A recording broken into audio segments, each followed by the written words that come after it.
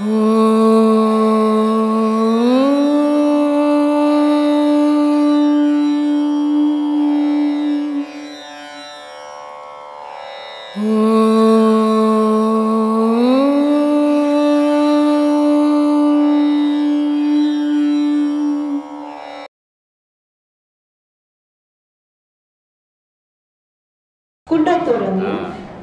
சேக்கிழார் பிறந்து வந்ததெல்லாம் குன்றத்தூர்.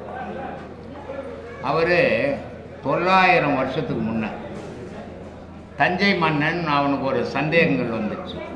அவன் 3 கேள்விகள் கேட்குறான். யார் யார் சிறந்தவர் அப்படின்னு அவனுடைய அரசபையில் தஞ்சை மன்னன் கேட்குறான். ஆனால் அந்த அரசபையில் விளக்கம் கொடுக்கல, அவனுக்கு விளக்கம் கிடைக்கல. அவனுக்கு கிடைக்காதால அவன் அலௌன்ஸ் பண்ணுறான், யாருன்னா இதுக்கு விளக்கம் சொன்னால் பரவாயில்ல அப்படின்னு. சேக்கிழார் திருக்குறள்லேருந்து எடுத்து விளக்கத்தை கொடுக்குறாரு தஞ்சை மன்னன். அப்போது தஞ்சை மன்னன் பார்த்துட்டு, யாரா இவ்வளோ பெரிய அறிவாளி, இவ்வளோ பெரிய அரசபை கொடுக்காத விளக்கத்தை சாதாரண ஒரு ஆள் கொடுக்குறான்னு வந்து இவரை தூக்கிட்டாங்க, தஞ்சாவூருக்கு எடுத்துன்னு போயிட்டாங்க. அங்கே எடுத்துன்னு போய் அரசபை கவிஞராக வச்சுக்கினாங்க. யாரா சேக்கிழார். அவர் திருநாகேஸ்வரம் கோயிலுக்கு போகிறது சேக்கிழார் டெய்லி அங்கே போயிட்டு வந்து தான் அரசபைக்கே வருவார். அப்படி வரும்போது தான் அந்த சிவபுராணம் வந்து தொகுத்து வெளியிட்டார். அந்த கேள்வி வந்து இன்றைக்கி குன்றத்தூர் இருக்குதுல்ல, அந்த பஸ் ஸ்டாண்ட் ரோடுக்கு போனீங்கன்னாக்கா இந்த ரோடுக்கும் அந்த ரோடுக்கும் சேர்த்த மாதிரி அப்படியே ஃபுல்லாக இடத்த பிடிச்சி கவர்மெண்ட்டு அவர் சேக்கிழாருடைய சிலையை வச்சு அவர் மன்னன் கேட்ட கேள்விகள், இவர் சொன்ன பதில்கள் எல்லாத்தையும் அங்கே போட்டு வச்சுருக்கிறார். கவர்மெண்ட் போட்டு இது சராசரி ஒரு மனிதன் வந்து அவ்வளோ பெரிய அரசபையில் சொல்லாத அறிவு ஆற்றல் சேக்கிழாருக்கு இல்லையா. சாதாரண ஒரு ஆள். இன்னும் அவருடைய வீடு இருக்குது. அவர் வந்து அங்கே கற்பனை கொளுத்துறாங்க, பூஜைகள் பண்ணுறாங்க, இன்னும் கூட பண்ணுறாங்க. நான் ஒரு நாள் போயிட்டு வந்தாங்க. அந்த மாதிரி தெய்வ ஆற்றல் இயற்கையில் இருக்கிறவ எதுக்கும் பதில் சொல்ல முடியும். ஆனால் தெய்வ ஆற்றல் இல்லாதவ 4 கேள்விக்கு பதில் சொல்லுவேன், 40வது கேள்விக்கு போயிடுவான் ஏந்து இல்லையா. இப்போ நான் அப்படி தான் ஏந்து போயின்னு நீ கேட்கும்போது பயந்து நீங்கள் பயந்து போகலீங்கய்யா. அதனால் அந்த சேக்கிழார் வயசாகி இந்த குன்றத்தூருக்கு வந்த உடனே தஞ்சை மன்னங்கிட்ட கேட்குறான், ஐயா நான் அன்னாடம் வந்து திருநாகேஸ்வரம் கோயிலுக்கு போகிறது, ஆனால் அந்த திருநாகேஸ்வரனுடைய மாடல்லையே எனக்கு இங்கே ஒரு கோயில் கட்டி கொடுக்கணும் அப்படின்னு குன்றத்தூர் சிவன் கோயில் தஞ்சை மன்னன் சேக்கிழாருக்காக கட்டி கொடுத்துக்கிறான். அதே டைப்பில் இருக்கு. ஏன்னா அவன் மன்னன், ஏய் என்கிட்ட இந்த வரைக்கும் இருந்த போ அப்படின்னு தேத்திருக்கலாம். அறிவுக்கு மரியாதை கொடுத்தான் இல்லையா. மனிதனுடைய மனசில் எவன் ஒருத்தன் திறமை இருக்குதோ, முன்ன கூட ஒரு கேள்வி கேட்டாங்க, இந்த சின்னவங்களை எல்லாம் வணங்கலாமா அப்படின்னு கூட கேள்வி கேட்டாங்க. நான் சொன்ன அறிவு யாருக்கிட்ட இருக்குதோ அத்தனை பேரையும் கையெழுத்து கும்பிடலாம் அப்படின்னு சொன்னேன் இல்லையா. அதில் சின்னவன் பெரியவனே கிடையாது. அந்த மாதிரியான மனோபாவம் வரணுமா, வந்தால் மக்களெல்லாம் நல்லா இருப்பான். அந்த மக்கள்லாம் நல்லா இருக்கணும் தான் நான் இவ்வளோ கத்தின்னு இருக்கணும்.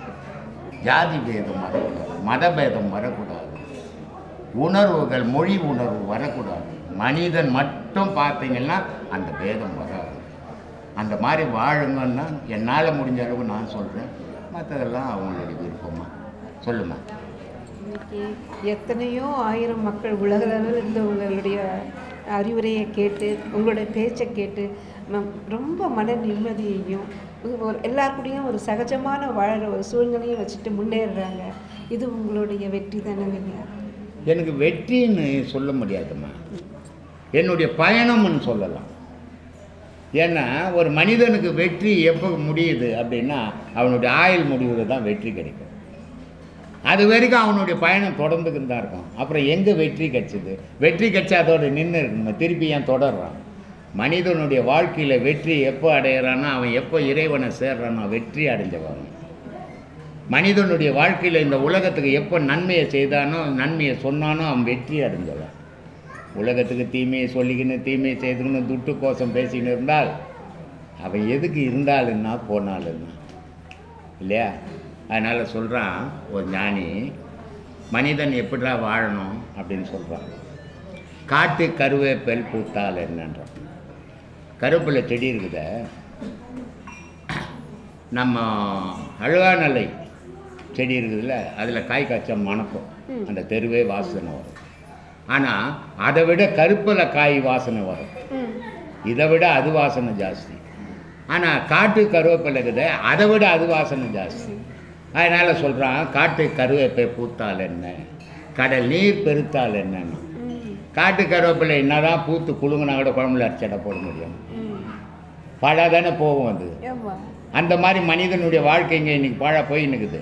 அதனால் சொல்கிறான், காட்டு கருவேப்பில் பூத்தால் என்ன, கடல் நீர் பெருத்தால் என்ன. நாய்ப்பால் சுரந்தால், நாய்ப்பால் 2 லிட்டர் கறந்தோட டீ போட்டால் குடிக்க போகிறேன், அது எவ்வளோதான் சுரந்து என்ன பிரயோஜனம். எட்டி பழுத்தால் என்னன்னா, எட்டி பழங்குது மற்ற எல்லா பழத்தோடு ரொம்ப அழகான பழம் அது. நான் சாப்பிட்டா செத்து போடுவான், அவ்வளோ பாய்சன் அது. அதனால் சொல்கிறான், காட்டு கருவேப்பை பூத்தால் என்ன, கடல் நீர் பெருத்தால் என்ன, நாய்ப்பால் சுரந்தால் என்ன, எட்டி பழுத்தால் என்ன, ஈயாதவன் வாழ்ந்தால் என்னன்னா. கரெக்டாக என்னைய கட்டுறீங்க. அது மாதிரி இவன் வாழட்டும் சாவட்டும் ஒன்று தாண்டா பூமியில், பூமிக்கு தாண்டா பாரம்னா. மனிதன்றவனே கொடுத்து பழகணுமே தவிர எடுத்து பழகக்கூடாது. எடுத்து பழகிறது மிருகம், கொடுத்து பழகிறது மனிதன். இதாம்மா எனக்கு தெரிஞ்சது. இப்போ மனித நேயத்தை பெரிய அளவில் வளர்த்துருக்கீங்க ஐயா நீங்கள். இல்லைம்மா, நான் வளர்க்கல, எனக்கு வளர்க்க தெரியாது. ஏன்னா நான் அவ்வளோ பெரிய மேதை இல்லை, நான் அறிவாளி இல்லை, நான் படித்தவன் இல்லை. அதனால் இதை வளர்க்கணும், இப்படி வளர்க்கணும், அப்படி வளர்க்கணும், எனக்கு அதெல்லாம் தெரியாது. ஆனால் என்னுடைய அறிவுக்கு பட்டதை பேசினுக்கிறேன், அவ்வளோதான் எனக்கு தெரியும். அது மற்றவங்களுக்கு எப்படி தெரியுதோ தெரியாது எனக்கு. ஆனால் எனக்கு எதுவும் தெரியாதும்மா. எனக்கு தெரிஞ்சதெல்லாம் அந்த இறைவன் மட்டும்தான் என்னுடைய நினைவில் எந்த நேரமும் ஒழிக்குது. வேறு மற்றதெல்லாம் அந்தந்த நேரத்தோடு அதை விட்டுட்டு போயிடுவேன் இல்லையா? அப்படி தான்மா என்னுடைய வாழ்க்கை. சொல்கிறாரு, அறிவை அறிவால், நல்லா யோசிக்கணும். அறிவை அறிவால் அறிந்தே அறியும் அறிவுதனில். என்ன புரிஞ்சுது? எவ்வளோ குழப்பம் கொடுப்பார். இப்படி தான் சிக்கலாக சொல்லிட்டு போயிடுவாங்க, இல்லை நான் மாட்டின்னு சாகணும். சொல்கிறாரு, அறிவை அறிவால் அறிந்தே, அறிவை அறிவால் அறிந்த. ஆமாம், நான் செய்கிறது செயல் சரி, சரி அறிவான செயல் செய்கிறேன் அப்படின்னு நான் எனக்கே தெரியணும். ஒரு செயலை முட்டாள்வாள் செய்யட்டம்பா அப்படின்னு சொல்லக்கூடாது.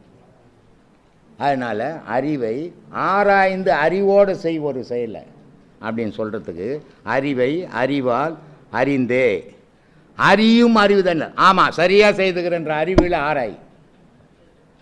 செய்த அறிவு கொண்டு தான் ஒரு வேலையை செய்த, ஆனால் செய்த வேலை சரியா இல்லையான்னு அறிவு கொண்டு ஆராய்ஞ்சிப்பார். அதனால் சொல்கிறாரு, அறிவை அறிவால் அறிந்தே அறியும் அறிவுதனில் பிரிவுபடாமல். அதுதான் முக்கியம். இதெல்லாம் முக்கியம் கிடையாது. இங்கே என்ன சொல்கிறாரு? பிரிவுபடா நில்லாமல் பிடித்திருப்பது எக்காலம். இந்த அறிவிலேருந்து நான் விலகாமல் அதிலேயே ஓண்டுக்கணும். ஆனால் பிரிஞ்சிடக்கூடாது. ஏன்னா பிரிஞ்சால் எனக்கு இன்னொரு பேர் இருக்குது, பிரியலைன்னா ஒரு பேர் இருக்குது. பிரியலைன்னா எனக்கு அறிவாளின்னு பேர், பிரிஞ்சன்னா முட்டாளுன்னு ஒரு பேர் இருக்குது இல்லையா? அதனால் இந்த அறிவுலேருந்து நான் பிரியாமல் அறிவோடுவே இணைஞ்சி வாழணுன்றார். அப்படி ஞானம் வேணாம், அறிவுபூர்வமாக ஒரு செயலை உலகத்தில் நீங்கள் வாழும்போது யோசித்து செய்தீங்கன்னாவே அதில் பிரச்சனை இல்லாமல் வாழலாம். ஆனால் ஆதங்கத்திலையோ ஆத்திரத்திலையோ செய்யும்போது அதில் பிழைகள் ஏற்படும். அது இருக்கக்கூடாது. சொல்லு சாமி. இந்த ராகு காலம் யமகண்டம் இந்த காலத்தில் எந்த காரியமும் செய்யக்கூடாது அப்படின்றாங்களே, அது எப்படி சாமி? நான் ராகு காலம் யமகண்டத்துக்கு தான் சாமி செய்யறது நான். ஏன்னா ராகு காலம் யமகண்டம் குளிகை இதெல்லாம் மனுஷன் வகுத்தது. என்னை பொறுத்த வரைக்கும் எல்லா காலமும் நல்ல காலம், இறைவன் வகுத்த காலமெல்லாம். அதனால் எந்த காலமாக இருந்தாலும் என்னால் எப்பெல்லாம் செய்ய முடியுமோ செய்வேன். ராகு காலம் யமகண்டம் நான் பார்க்க மாட்டேன். மலேசியாவிலேருந்து ஒருத்தர் வந்திருந்தார்ல, அவர் கேட்டார், சாமி கிராணம் பிடிக்கிறது சாப்பிட்லாமா? நான் கிராணத்தில் தான்ப்பா சாப்பிட்டு வந்தேன்னு இல்லையா? ஏன்னா உன் மனசில் ராகு காலத்தில் நம்ம செய்தால் இது ஏதாவது ஆகிடும் நினச்சிட்டின்னா செய்யாது. நல்ல காலத்திலேயே செய், பகல் காலத்திலேயே செய், ராகு காலத்திலேயான்னு செய்கிற. ஆனால் எதுவும் இல்லையா, கடவுளை விட எந்த காலமும் உயர்ந்தது இல்லையா நினச்சா செய்துடு. ஏன்னா நான் எந்த காலத்தையும் நம்புறதில்லை கடவுளை தவிர. ஏன்னா கடவுளை விட உயர்ந்தவன் வேறு எதுவும் எனக்கு தெரியல. அதனால் நான் எல்லா காலத்திலையும் என்னால் முடிஞ்ச செயல்கள் செய்வேன். ஆனால் நான் செய்கிறேன் எல்லாரும் செய்யுங்கன்னு சொல்லக்கூடாது. உங்களுக்கு அந்த தைரியம் இருந்தால் செய்யுங்க, பயம் இருந்தால் விட்டுடுங்க. பாட்டியார் ஐயமிட்டு உண் அப்படின்னு சொல்லியிருக்கிறாரு. ஐயமிட்டு உண் அப்படின்னு சொல்றாரு. சரி, அவரே இன்னொரு இடத்துல ஏற்பது இகழ்ச்சின்றார். ஆமாம், இது சரியா இல்லையா? முன்னுக்கு பின்னு முரணா இருக்குது. எப்படி முரணாக்குதுன்றீங்க? ஐயமிட்டு உண்ணுன்னு சொல்றாரு, அப்போ அதை ஏற்பது இகழ்ச்சின்னு சொல்றாரு. இல்லை இல்லை, ஐயமிட்டு உண் அப்படின்றதுக்கு பொருள் என்ன? ஐயமிட்டு உண்ண இறந்து வாழ். ஏம்பா ஐயமிட்டு உண் இறந்து வாழறதா? அது எப்படிப்பா இறந்து வாழறதாவும்? ஐயமிட்டு உண் அப்படின்னா நீ எதை சாப்பிட்டாலும் அடுத்தவனு கொடுத்து சாப்பிடு, அது ஐயமிட்டு உண் சொல்றாரு. ஆமா, அதை ஏற்பது இகழ்ச்சின்றாரு. ஆமா, அது யாருக்கு இகழ்ச்சி? வாங்குறவனுக்கு இகழ்ச்சி. பிச்சை போட்டு வாழுன்னு சொல்றது அவையினுடைய குரல், அது பெருமைக்குரியது.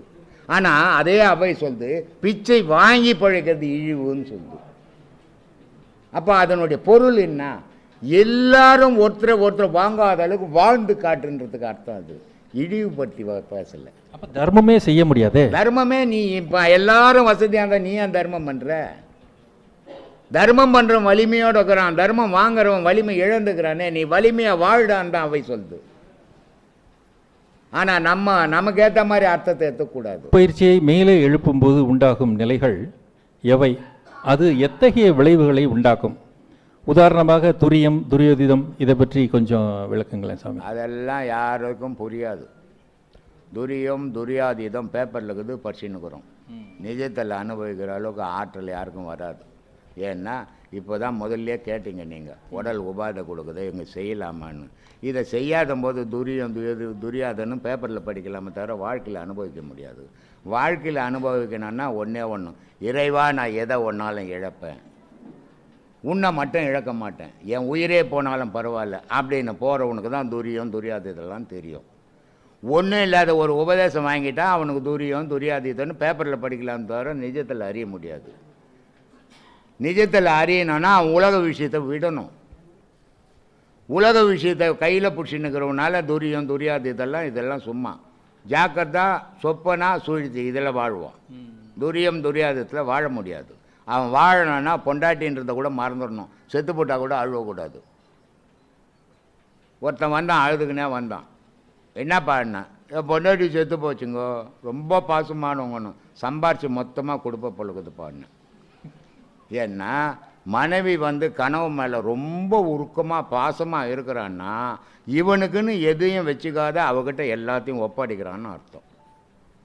சரியாக துட்டு கொடுக்கல கணவன் சொன்னால் பொண்டாட்டி நாளைக்கு வரும்போதே வாசப்படியில் தொடப்ப கட்ட வச்சுன்னு நின்றுப்பான்னு இல்லையா? ஏன்னா அவன் நிம்மதியாக வாழறதுக்கு தான் இவங்கிட்ட வந்தான். இவன் நிம்மதி இல்லாத பண்ண அவளுடைய நிலை என்னாவும் மாறுபடும். அதனால் நான் சொன்னேன், அது மாதிரி கொடுத்துருப்ப பொழுதோ இல்லை சாமி கல்யாணம் ஆகிடுச்சோ, குழந்தைக்குதா, ஒரு குழந்தைக்குது, ஓ செத்தவளை விட்டுட்டு பிறந்துக்கிற குழந்தைய காப்பாற்று போயா அப்படின்னு. பொண்டாட்டி செத்து போட்டான்னு அழுதுன்னு வந்துட்டேன்னு. ஏன் சொல்கிறேன்னா, இந்த என் தம்பி பொண்ணு அங்கே வேலை செய்துங்குது இல்லை, தம்பி வீட்டுக்காரன் இருக்கிறான். அதுங்களுக்கு 2 பசங்க இருக்குது. நான் எந்த பசங்களையும் கிட்ட சேர்க்கறதில்ல, எனக்கு பேர முறையாகுது. என் பொண்ணுக்கு பொண்ணு கொள்ளு பேத்தி போன மாதம் எங்கள் பர்த்டே கூட கொண்டாடினாங்க. ஆனால் யாரையும் கிட்ட சேர்க்கறதில்ல. கேட்டால் என் பேத்தி என் பொண்ணு அவ்வளோதான் கிட்ட சேர்த்து. ஏன்னா நான் அதில் மாட்டிக்கின்னா வெளியே வர முடியாது என்னால். ஒரு இடத்துக்கு நீ கூப்பிட்ற, நான் வரேன்னு சொல்லிட்டேன், என் பேத்திக்கு உடம்பு சரியில்லை வரமாட்டேன். அப்போ நீ ஃபோன் பண்ணுவேனுக்கு, என்னங்க வரேன்னு சொல்லிட்டு வரல. இல்லைங்க குழந்தைக்கு பேத்திக்கு உடம்பு சரியில்லைங்க. இது எதனால் வந்தது இந்த வார்த்தை? மனசே நீ அங்கே செலுத்திட்ட. அதனால் நீயா இல்லை, அதனால் நீ வரமாட்டேன்ற. இங்கேருந்து நம்ம எங்கள் தம்பி விட்டு இந்த ஈஸ்வரன் கோயில் மாதிரி இருக்கும், செத்து போயிட்டான். கூட பிறந்த தம்பி போகவே இல்லை நான் சாவுக்கு. நீ இருப்பியா சொல்லு, யாருன்னா இருப்பேன்னு சொல்லுங்க. அண்ணன் தம்பிக்கு இது வரைக்கும் ஒரு சண்டை சச்சரவு போட்டுக்கிறது கிடையாது, கத்தி கத்தி எடுத்துக்கு நின்றுக்கிறது கிடையாது. ஆனால் அப்படிப்பட்ட தம்பி இறந்துட்டு ஒரு 4 வீடு தள்ளி நான் போகல சாவுக்கு. ஏன் போகல? நீங்களும் ஏன் நிற்க முடியல? உங்கள் மனசெல்லாம் உருகி போகிறீங்க சொந்தக்கார மேலே, பேர மேலே, பேத்தி மேலே, பொண்ணு மேலே. நான் உருகிறது கடவுள் மேலே. அதனால் இதெல்லாம் எனக்கு பெருசாக தெரியல. இப்போ என் பொண்ணு வயத்தினுடைய பொண்ணுக்கு பர்த்டே கொண்டாடினாங்க, அதனுடைய கல்யாணம். அதை நான் தான் வளர்த்தேன், திருப்பதியிலேருந்து எடுத்துன்னு வந்து நான் தான் படிக்க வச்சேன். அப்புறம் காலேஜுக்கு அவங்க படிக்க வச்சுக்கினாங்க. ஆனால் அதுங்க கல்யாணத்துக்கு நான் போகல. நீ நிற்பியா சொல்லு. நின்னைக்கு நிற்கிறேன்னா நீ ஆன்மீகவாதி நான் ஒத்துக்கிறேன். 3 நாளைக்கு முன்னே போய் வேலை செய்து நிற்பாங்க. அப்புறம் நீ எங்கே ஆன்மீகத்தில் வர்றது? அதனால் ஆன்மீகம்ன்றது முதல்ல மனதடம் வேணும். எந்த பாசத்துக்கும் அடிமை ஆகிடக்கூடாது. உலகமே பாசத்துக்கு அடிமையாக இருக்கிறதால தான் தெய்வத்தை மறந்துடுறான். தெய்வத்தை மறந்ததால் இவனை பெத்த தாய் தகப்பனையும் மறந்துடுறான். தெய்வ பக்தி மனசில் ஊறிச்சின்னாவே தாய் தகப்பனை தெய்வமாகவே நினைக்க ஆரம்பிச்சிடுவான். தெய்வத்தையும் மறந்தான், இவனை உருவாக்கின தாய் தகப்பனையும் மறந்தான். இவன் நாளைக்கு இவன் கையில் பெற்றதுக்கிட்ட இவன் லோல் பாடவும் போகிறான். இதெல்லாம் உணர்றதில்லை. இதுக்கு மனதிடம் அவசியம். மனதிடம் இல்லாமல் இது பண்ண முடியாது சாமி. சொல்லு. அன்னையும் பிதாவும் முன்னறி தெய்வம் அப்படின்னு சொல்றோம். ஆமாம். அப்படி சொன்னா அப்புறம் எதுக்கு நம்ம கோயிலுக்கு போகணும்? என்ன சொல்லியிருக்கிறாங்க, நல்லா சிந்திக்கணும்.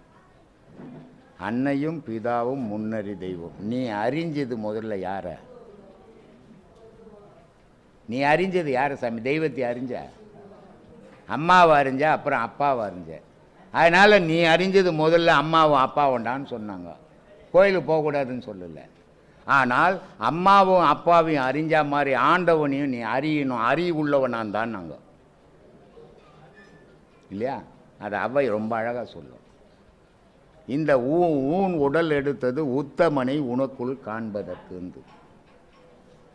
இல்லையா? அதுதான் அன்னையும் பிதாவும் முன்னறி தெய்வம்னு எழுதிச்சு. எந்த அவ்வை அன்னையும் பிதாவும் முன்னறி தெய்வம்னு எழுதிச்சோ அதுதான் சொல்லுது இந்த ஊன் உடல் எடுத்ததே தெய்வ உத்தமனை உள்ளே காண்பதற்கு இல்லையா? அதனால் முன்னதை கண்டதை மட்டும் நீ வச்சுக்கோ, பின்னாடி கண்டதெல்லாம் விட்டுடுன்னு சொல்லலை. அதனால் முன்னாடி தெய்வம் தெய்வமாக நினைக்கணும். ஆனால் தாய் தகப்பனை இப்போ தெய்வமாக நினைக்கிறதா இல்லை, கஷ்டமாக இருக்குது. கடவுளையாவது நினைக்கட்டும். கடவுள்கிட்ட எவன் ஒருத்தன் முழுமையாக ஈடுபடுறானோ அவன் அன்னை பிதாக்கிட்டவும் முழுமையாக ஈடுபடுவான். கடவுள்கிட்ட எப்படி உள்ளன்பு இல்லாமல் உண்மையான அன்பு இல்லாதவன் இருக்கிறானோ அவன் அன்னை தந்தைக்கிட்ட கூட அன்பாக இருக்க மாட்டான். ஏன்னா அன்புன்றது விலை கொடுத்து வாங்குகிற பொருள் இல்லை, நீ உள்ளுக்குள் வந்து ஊறி செலுத்துகிற பொருள். அதை தெய்வத்தாண்ட செலுத்தினா அதே மாதிரி உன் தாய் தகப்பனாண்டியும் செலுத்துவேன். ஆனால் தெய்வத்தாண்டியும் இல்லை, அதனால் உன் தாய் தகப்பனாண்டியும் இல்லை. ஆனால் நாளைக்கு நீ தாய் தகப்பனை ஆக போகிற, அதை யோசிக்க மாட்டேன்ற. நாளைக்கு உன் குழந்தைங்கள உன்னை நடுரோட்டில் விட போகுது, அதை கொஞ்சம் ஒரு குழந்தை கூட யோசிக்காமல் தாய் தகப்பனுக்கு சோறு போட மாட்டேற, உதைக்கிற, அடிக்கிற. ஆனால் உன்னை ஒதைக்க போகிற குழந்தைக்கு ஊட்டிக்கின்னு உட்காந்துன்னு இருக்கிற. இதை சிந்திச்சு பார்த்தீங்கன்னா தெரியும். அதனால் சிந்திச்சு தாய் தகப்பனுக்கு யாராக இருந்தாலும் சரி முதல்ல கட்டின மனைவி அவசியம். அதுக்கு தான் சொல்லிக்கிறான் தாய்க்கு பின் தாரம்னா. அப்போ முதலிடம் யாருக்கு கொடுக்கணும்னா தாய்க்கு கொடுக்கணுன்டான்னுக்கிறான். அதே தாய்க்கு ஸ்தானத்தை மனைவிக்கு அடுத்தபடியாக மனைவிக்கு கொடுக்கணுன்டான்னா. ஆனால் இப்போ என்ன பண்ணிட்டான், தாயை தூக்கின்னு போய் நடுரோட்டில் விட்டுட்டான், மனைவியை தூக்கி தலையில் வச்சுன்னு ஊரெலாம் சுற்றின்னு வந்துன்னுக்கிறான். இது இல்லை அன்பு, இது பயம். அன்புன்றது ஒன்றே இல்லை சாமி. ஒரு சின்ன விஷயம் சொல்கிறேன். இன்றைக்கு வரைக்கும் 25வது வருஷம் என்னை வளர்த்த அம்மா இறந்து. எங்கள் சம்சாரத்துக்கும் என்னை வளர்த்த அம்மாவுக்கும் சண்டை. நான் பர்னிஷிங்கில் இருக்கிறப்போ சைக்கிளில் வருவேன் சாப்பாட்டுக்கு. மத்தியானம் வரும்போது ஒரு மஞ்சள் பை வச்சுக்கின்னு எங்கள் அம்மா வீட்டு இரவானத்தில் உட்காந்துன்னுக்குறாங்க. சைக்கிளை ஸ்டாண்டு போட்டு பார்த்தேன். ஏதோ பிரச்சனை ஆகிருக்குதுன்னு தெரிஞ்சுக்கினேன். ஏன்னா பை வச்சுன்னு உட்காந்துங்கிறாங்க. அப்போ ஏதோ பிரச்சனை ஆகிருக்குது. அது ஒரு 8 வீடு இருக்கிற வாசல். அது அந்த வாசலில் எல்லாரும் வீட்டு பொம்பளைங்களும் வாசப்படியில் கட்டிக்கின்னு பார்த்துன்னு இருக்கிறாங்க. என்னத்துக்கு பார்க்குறாங்க? பெரிய பூகம்பம் நடக்க போகுது இன்றைக்கி இந்த வாசலில். இந்த ஆள் வந்தான்னா ஒரே அடி தடியில் தான் ஆக போகுது அப்படின்னு எல்லா வீட்டு பொம்பளைங்களும் ரொம்ப ஆர்வமாக பார்த்துன்னுக்குறாங்க. நான் என்ன பண்ணேன், பார்த்தேன், பைய வச்சுக்கின்னு அம்மா உட்காந்துங்கிறாங்க. ஆஹா, ஏதோ பிரச்சனை நடந்து போச்சு. என்னம்மா பிரச்சனை? ஏம்மா பை வச்சுக்கன்னா உன் பொண்டாட்டி சொன்னா இப்படி சொன்னா அப்படி சொன்னான்னு சொன்ன உடனே நான் என்ன பண்ணுவேன், போய் பொண்டாட்டி தபால் பில் 2 போடுவேன். பொண்டாட்டி என்ன பண்ணுவேன், உன் அம்மா அத்தை சொன்னா இப்படி சொன்னான்னுவா. அவங்க அம்மாவை திட்டுவேன். 2 பேருக்கிட்டும் கெட்டவனா போடுவேன் கட்சியில். இல்லை, நான் என்ன பண்ணேன், எங்கம்மா போகிறேன்னு, என் தம்பி வீட்டுக்கு போகிறேன்னு. போயிட்டு வாம்மா அண்ணா. ஏன் போகிறேன், எதுக்கு போகிறேன், என்ன சண்டைன்னு கேட்கல. கேட்டால் பிரச்சனை ஆகிடும். போயிட்டு வாம்மா நல்லபடியான்னு. உள்ளே போனேன். இன்னொரு பைய எடுத்தேன். எங்கள் சம்சாரத்தை போடுவேன், ஜாக்கெட்லாம் சுற்றி அந்த பையில் போட்டேன். இந்தா அண்ணன் என்னது இதுன்னாங்க. அவங்க இல்லாத இடத்துல நீ இருக்கக்கூடாதுன்னு. அன்னைக்கு எடுத்துன்னு போய் எங்கள் அம்மா பைய வச்சாங்க. சாவர வரைக்கும் மருமவுல மாமியாரும் ஒரு வினாடி கூட பிரிஞ்சது கிடையாது. ஆனால் அன்னைக்கு நான் அதை சண்டையை ஆக்கியிருந்தேன்னா வாழ்நாள் முதுவும் அந்த கரம் இருந்துக்கினே இருக்கும் 2 பேருக்கும். இதெல்லாம் சில விஷயங்களை அதிகாரத்தால் கட்டுப்படுத்தணும், சில விஷயங்களெல்லாம் அன்பால் கட்டுப்படுத்தணும். எல்லாத்தையும் அன்பால் கட்டுப்படுத்தினாலும் ஆபத்து, எல்லாத்தையும் அதிகாரத்தில் கட்டுப்படுத்தினாலும் ஆபத்து. இந்த பக்குவம் மனிதனுக்கு அவசியம். இன்னைக்கு வரைக்கும் இந்த 25 வருஷமாக எங்கள் மாமியார் அப்படின்ட்டு புடவை ஜாக்கெட்டு வடை பாயசம் சாப்பாடு அந்த இதுக்கு ஒரு 60-70 பேருக்கு சாப்பாடு போட்டுங்கிறாங்க. இதில் நான் தலையிறதில்ல. என்ன ஒரே ஒரு விஷயம் நான் பண்ணுறதுன்னா, வீட்டில் சாமி கும்பிட்டாலும் எதிலையும் நான் கலந்துக்க மாட்டேன். கூப்பிட்டு சாப்பாடு போட்டால் சாப்பிடுவேன். ஆனால் இந்த ஒரு நாள் மட்டும் நானே உட்காந்து பூஜை பண்ணுவேன், என்னை வளர்த்த அம்மாக்கோசம். ஆனால் என்னை பெற்ற அம்மாவுக்கு இது வரைக்கும் நான் எதையுமே செய்ததில்லை. இது வரைக்கும் அவங்க தான் அதை பண்ணி நான் அந்த செலவு பண்ணிக்கிறாங்க. வருஷம் குடியரசு அன்னைக்கு 26 ஜனவரி 26 அன்னைக்கு. அப்போது மாமியார் மேலே மருமவளுக்கு எப்படி இருக்கணும் பற்று. மாமியாராக நினைக்கக்கூடாது. நம்ம ஒரு தாயை விட்டு பிரிஞ்சு இங்கே வந்திருக்கிறோம் இல்லையா? அந்த தாய்க்கு புள்ள இருக்கிறா, மாமியாராக இருக்கிறாங்க நம்ம அம்மா. அப்போது அந்த நம்ம அண்ணனுக்கோ தம்பிக்கோ வந்த பொண்டாட்டி எப்படி இருக்கணும்? நம்ம அம்மாவை மாமியாராக பார்க்காத அம்மாவை அவங்க பார்க்கணும். நம்ம வந்த வீட்டில் நம்ம மாமியாரை நம்மளை தாயாக பார்த்துக்கணும். இந்த மனப்பக்குவம் வந்துடுச்சுன்னா எந்த மாமியாருக்கும் மருமகளுக்கும் சண்டையே வராது சாமி. இது வரணும், இப்படி உருவாக்கிக்கணும். நீ ஒன்று என்கிட்ட சொல்கிறது, பொண்டாட்டி ஒன்று குச்சுன்னு என்கிட்ட சொல்கிறது, நான் விட்டு கட்டி போய் போடுறது, அப்புறம் அது பெரிய பூகமாகுது, வாழ்க்கையே சிதைஞ்சு போகுது. இது தேவையா? இதுக்காகவா கல்யாணம் பண்ணீங்க? இதெல்லாம் ஆராய்ஞ்சு யோசித்து வாழணும். மனிதன் 6 அறிவுன்னு சொல்கிறோம். 6 அறிவுக்கு ஏற்ற மாதிரி நம்மளுடைய செயல்பாடுகள் இருக்கணும். இல்லைன்னு சொன்ன பிரயோஜனம் இல்லை. 6 அறிவுன்னு புலிவுகிறோன்னு அர்த்தம். மனிதனுக்கு பற்று பாசம் இருக்கணும், பற்று இருக்கக்கூடாது. பற்று இருந்ததுன்னா நீ ஒட்டிப்ப, அதில் பாசம் இருந்ததுன்னா போட்டுட்டு தூரம் வந்துடுவேன். அதனால் ஆன்மீகத்தில் போகிறவங்க அத்தனை பேருக்கும் பாசத்தை வைங்க, பற்ற வைக்காதீங்க. பற்ற வச்சிங்கன்னா நீங்கள் ஆன்மீகத்தில் பயணம் பண்ண முடியாது இல்லையா? முன்னெல்லாம் நம்ம எதிர் வீட்டில் அண்ணாண்ட வீட்டிலலாம் ரயில்வேயில் வேலை செய்கிறோங்க. மனைவிமாருங்களை ரொம்ப துன்புறுத்துவாங்க, சம்பாதிக்கிறாங்க, குடிச்சிட்டு வந்து அடிப்பாங்க, சரியாக காசு கொடுக்க மாட்டாங்க. எல்லோரும் செத்து போயிட்டாங்க. செத்து போன உடனே அந்த காசு இல்லாத தெரிஞ்ச மருமவெல்லாம் பீரோ சாவி எக்கில் சொருகிச்சு. ஆமாப்பா, பென்ஷன் வந்துடுச்சு, பணமும் வந்துடுச்சு, வேலையும் கொடுத்தாச்சு. அதனால் பொம்பளைங்களுக்கு ஒரு பெரிய கம்பீரமாயிட்டாங்க. கஷ்டப்பட்ட பொம்பளைங்கள்லாம் எங்கள் வீட்டில் சொல்லுவாங்க, அப்படி இருக்கிறாங்க அப்படிங்க. என்ன தூங்கும்போது கல்லு போட்டுடலாம் நினச்சிக்காத. ஏன்னா நான் தூங்கவே மாட்டேன், ஒரு கண்ணை திறந்துக்கினே இருப்பேன் அப்படின்னு சொல்லுவேன் நான். ஏன் அப்படின்னா, முன்காலத்திலெல்லாம் கணவன் கூலி வேலை செய்வான். மனைவி காலையில் கனவு எழுந்துக்கிறதுக்கு முன்னே எழுந்து காலை தொட்டு குளிச்சுட்டு வந்து காலை தொட்டு கும்பிட்டுட்டு தான் மற்ற வேலையெல்லாம் செய்வாங்க. இது எதுக்காக? அதுதான் பதி பக்தின்னா. அப்போ இது எதுக்காக பண்ணாங்க? நம்ம கணவன் நல்லா இருந்தால் தான் 4 ரூபாய் சம்பாதிக்க முடியும். சம்பாரிச்சுன்னு வந்து நம்ம கொடுத்தா தான் நம்ம குடும்பத்தை நடத்த முடியும். அப்போ கணவன் கடவுள் அப்படின்னு தொட்டு கும்பிட்டாங்க. இப்போ கணவனை ஏன்னா இவங்க சம்பாதிக்கிறாங்க, கணவன் இந்த காலில் ஒரு ஓதா அந்த காலில் ஒரு ஓதா, அவன் அப்படியே ஒடுங்கி போய் பயந்துக்கின்னு போகிறான். இந்த ஓநாய் இருக்குது தெரியுமா? ஓநாய் தென்னாலிராமன் கதை தெரியுமா? 1-2 தெரியும் சாமி. கிருஷ்ணதேவராயர் ஒரு விளம்பரப்படுத்துகிறார். ஒரு ஆடு ஒன்று தருவேன், 1 மாதம் வளர்க்கணும், கொடுக்கும்போது எடை போட்டு கொடுப்பேன் 20 கிலோ, 1 லாரி தீனி கொடுப்பேன் ஆட்டுக்கு, 1 மாதம் நீ தீனி போட்டு ஆட்டை வளர்க்கணும், மறு மாதம் எடுத்துன்னு வந்தால் நான் எடை போடுவேன், 20 கிலோவே இருந்ததுன்னா உனக்கு 5 ஏக்கர் நிலம் ஒரு பம்பு செட்டுன்ட்டார். ஊரெல்லாம் திறந்துட்டான், நான் வளர்க்குறேன்ட்டு. அப்புறமா ஒன்று சொன்னார், நான் கொடுத்த அளவுக்கு இருந்துச்சுன்னா 5 ஏக்கர் நிலம் ஒரு பம்பு செட்டு, அதிகமாக இருந்துச்சுன்னா உன் தலையை வெட்டிடுவேன்ட்டார். எல்லாம் ஓடிப்பட்டான். தென்னாலிராமன் வந்தான், நான் வளர்க்குறேன்னா எத்தனை போனான், ஆட்டையும் ஓட்டிக்கினா லாரி தீனி எடுத்துக்கணும், போய் தீனியை போடுறான், கட்டி போட்டு வளர்க்குறதாச்சே, தின்னு போட்டு சமுத்தியாகி போச்சு ஆடு. தெனாலிராமன் பார்த்தான், ஐயோ நம்ம தலைக்கு ஆபத்து வைக்கும் பொழுது இந்த ஆடு என்ன பண்ணுறதுன்னு யோசனை பண்ணான். அங்கே எங்கே சுற்றி ஒரு ஓநாயை புஷ்னு வந்துட்டான், ஆட்டுக்கு எதிர கட்டிட்டான். நல்லா ஆடு சாப்பிடுது, ஓநாயை பார்த்தோன்னே அப்படியே பொக்கு நாய் போகுது. இன்றைக்கி பொம்பளைங்க அந்த மாதிரி ஆம்பளைங்களை ஓநாய் மாதிரி ஆக்கிட்டு இருக்கிறாங்க சாமி. பயந்து போய் வாழறாங்க.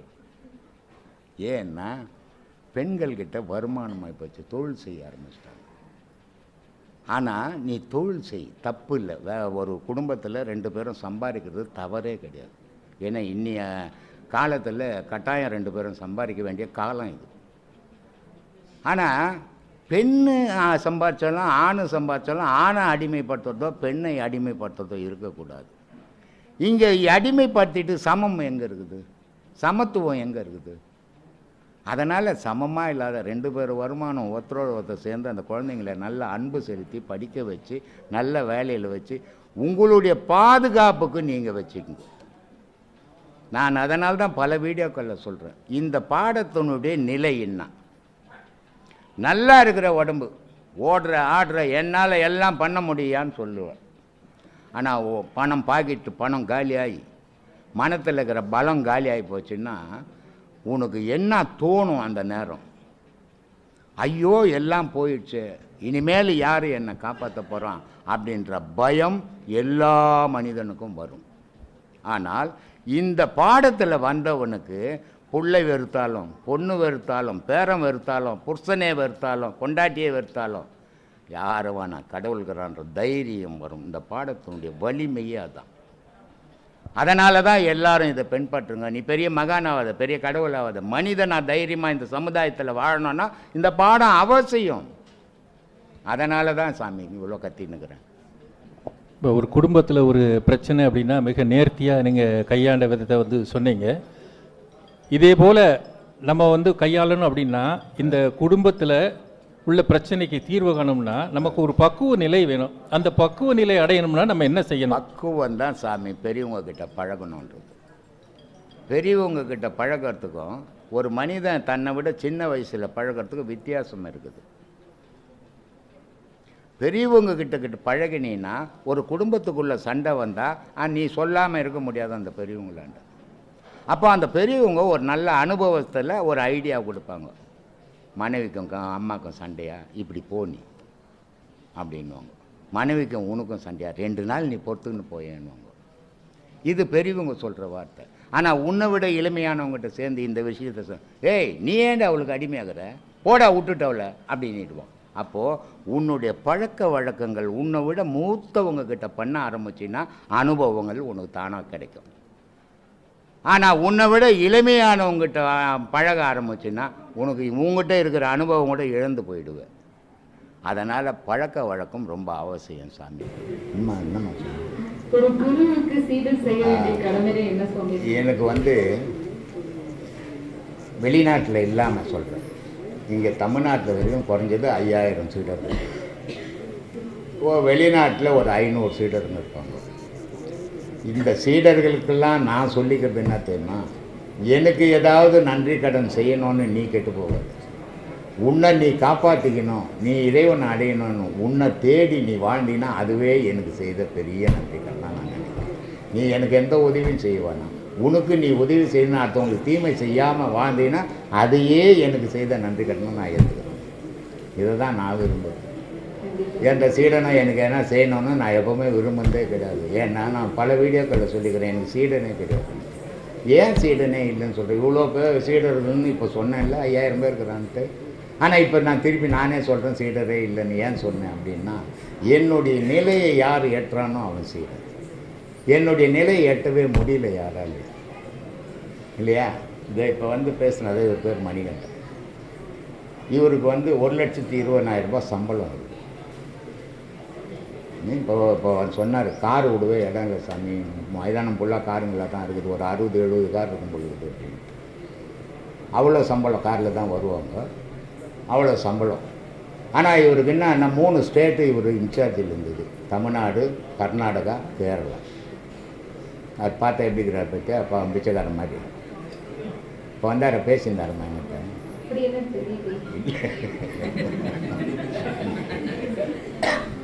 அவர் 3 ஊர்லேயும் டிரான்ஸ்ஃபர் பண்ணுவாங்க. இங்கே 10 நாள், அங்கே 10 நாள், அங்கே 10 நாள். இந்த பாடம் பண்ண ஏடா கூடமாக முடியல, அங்கங்கே ரூமுங்களை எடுத்து ரூமுங்களில் போய் லாட்ஜிங்கில் பாடம் பண்ண முடியலன்னு 1,20,000 ரூபாய் வேலையை எழுதி கொடுத்துட்டு இப்போ 60,000 ரூபாய் வேலைக்கு போய்கிறாரு. எவனா செய்வானா சொல்லுங்க, சொல்லுமா? 1,20,000 ரூபாய் இந்த பாடம் வாங்கினாலே எனக்கு 3 லட்ச ரூபாய் சம்பளம் வந்தால் சந்தோஷம்னுமா? இந்த பாடம் பண்ண முடியலன்றதுக்காக அவ்வளோ சம்பளமான வேலையை எழுதி கொடுத்துட்டு கம்மி சம்பளத்துக்கு போய் பாடம் பண்ணிக்கிறான். இருந்தாலும் அவன் தான் அன்னைக்கு, அவன் தான் சீடன், இல்லையா? திருவள்ளூரின் பக்கத்திலே போலிவாக்கம் உண்டு, அந்த போலிவாக்க சன்னதியில் ஞானமுகம் 2. திருவள்ளூரின் பக்கத்திலே போலிவாக்கம் உண்டு, அந்த போலிவாக்க சன்னதியில் ஞானமுகம் 2. சண்முகநாதன் என்ற பெயர் கொண்ட முகம் ஒன்று, சண்முகநாதன் என்ற பெயர் கொண்ட முகம் ஒன்று. நம் பிரம்மஸ்ரீயா நித்யானந்த சித்த வடிவாம் ஒன்று. திருவள்ளூரின் பக்கத்திலே